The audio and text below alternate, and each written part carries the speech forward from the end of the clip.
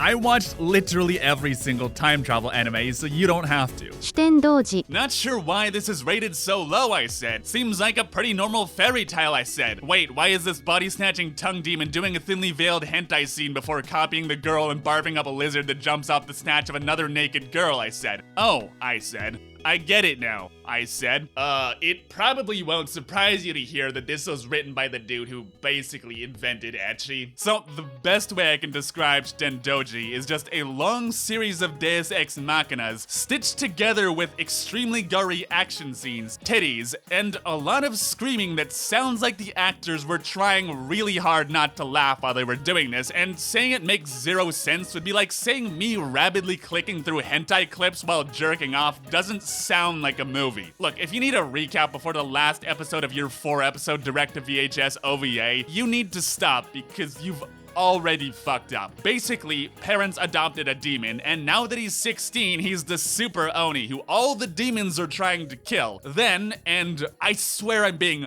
as descriptive as I can, stuff happens before he teleports in front of a spaceship 100 years in the future, hunted by a dude who literally became an immortal cyborg to take revenge on him, and then gets sent back in time by the secret time machine that's just kind of lying around before the entire thing collapses in an extremely masturbatory ending that is so ridiculously convoluted and nonsensical that it's almost smart, but because the parents are just sitting in a fucking room the entire time, it actually makes even less sense than if they just gave up halfway through. I'm gonna be honest, I was tempted to throw this with Alice into the dumpster tier because it's just such a unique brand of failure that I feel it deserves a special mention, but unlike Ass Ligma Sex, at almost 3.5 hours, this is far too long to be even ironically entertaining. D ティア、ボーリング。